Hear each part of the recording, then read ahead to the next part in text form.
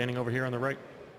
Yeah, Anthony Slater-Barry, News Group. Steph, I know Kyrie has had a huge series, but what are the shots you can give him, and what are the shots that you kind of need to take away when you've looked at film with Kyrie?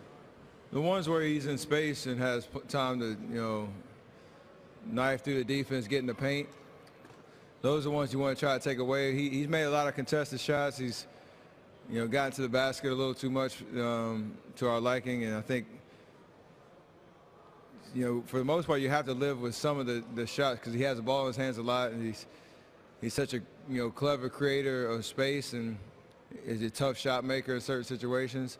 You don't want to let him toe up on the three-point line. That's another adjustment we want to make, from Game 4, and just try to make him play in the crowd as much as possible. That's the biggest thing, and just staying locked in for 48 minutes, knowing he'll have some runs, but over the course of the game, you want to just make it tough. Tim on the back. Tim Calicami, Mercury News. Steph, did they play? We saw they were certainly more physical last game. Was that significantly different than they'd played you just even earlier in this series? Not really. We didn't play well at all. We didn't give any kind of resistance in that first, I'll call it first 3 minutes, where they just got real comfortable on our miscommunication, on our we got separated from bodies a little too much and let them toe up the three-point line. And in that building, especially if you allow them to get their three-point game going early, they feed off of that energy. And so that wasn't a good recipe for us to try to get a win. And knowing coming into Game 5 that they're going to try that same game plan, we just got to play with more force, more energy, and just lock in defensively.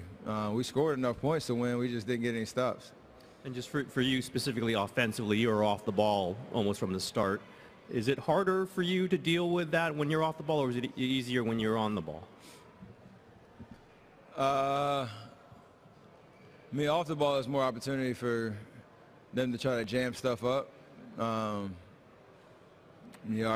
think a lot of our sets allow for me to get some runs off the ball, coming changing the size of the court, coming off pin downs and stuff like that, trying to draw a couple of defenders maybe for some openings for others, or get me a shot. But I think when I have the ball in my hands, I just got to be a little bit more aggressive than I was in Game 4. Just trying to get in the paint, make plays, and not let them try to take me out of it. Just following up on that question, it seemed like they were double teaming you a lot, particularly coming off screens and stuff like that. Just so how much more problems does that create, first of all? And second of all, how do you beat it? They've done a lot in the last 3 years we played them, and something we expect them, adjustments to make. But you still have to play with force and make them work defensively, even if they want to trap or blitz at the top of the key. Because a lot of good can come out of that, especially if I can turn the corner or drag those defenders away from the line and move it on, and we have a 4-on-3 on the backside. So you just can't play passive. And in the first 4 to 5 minutes, we didn't really set the tone of the pace that we wanted to get to, mostly because we were taking the ball out the net, or they were getting to the free throw line too much. So we want to be able to establish that pace early. And just one follow-up. How do you play better perimeter defense against a team that makes 24 threes? Out of those 24, I'd say probably 10 of them were just mental breakdowns and giving them open looks. And they're obviously great three-point shooters. If you give them open looks, they're capable of making it, and they can make them in flurries. So just staying, like I say, staying connected to bodies, trying to stay close on screens, on switches, making sure we're talking and communicating. And the biggest thing is early in the game, you can't let them get going because they feed off of that. Connor Letourneau, San Francisco Chronicle. Steph, how do you feel like Mike Brown has transitioned back into his role as lead assistant, and how smooth of a process has that been? He's been great. He's been as vocal and present as he's been all year. Just giving his input when he needs to.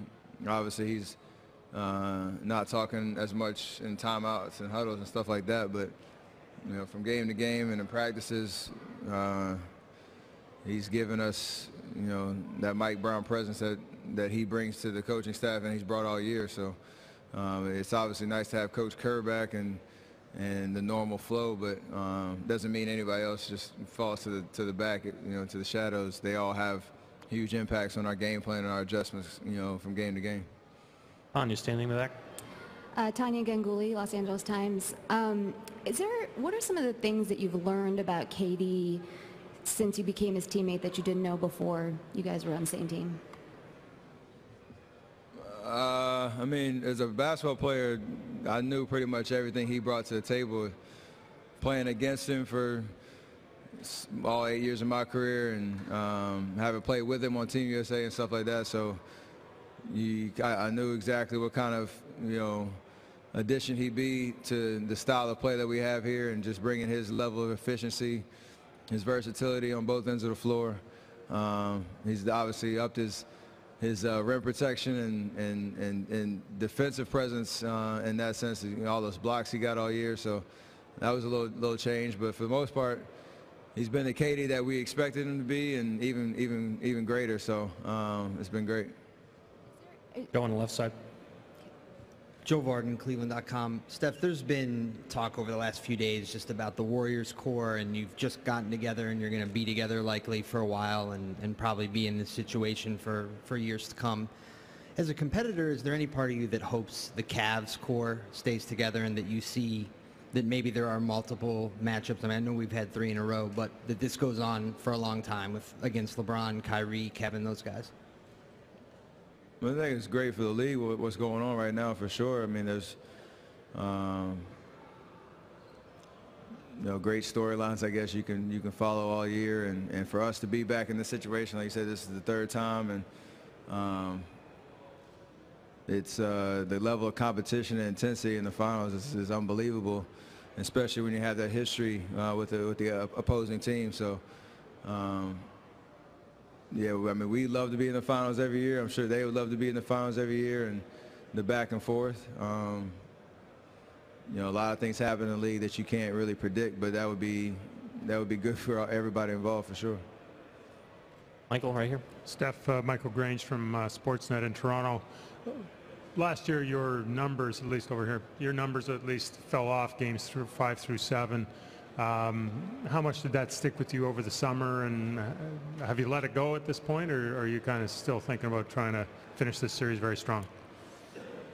This year's a totally different year. I actually wasn't thinking about that until you asked me. So I'm confident. I'm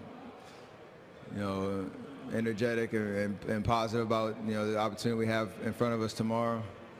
The past is the past. It's definitely fueled us all year, just trying to keep that hunger to get back to the stage, but we understand we're 1 win away from getting the job done, and we have a chance to write our own story this year. So this is going to be a fun night, and want to just keep a clear focus on what's going on in the present, for sure. Just as a follow, where were you physically in terms of a percentage this time a year ago? As compared to where you are now, presuming you're 100%, were you 80, 90, 70? That's such a subjective kind of. Actually, I don't even remember how I felt back last year. So long ago. Thanks, Steph.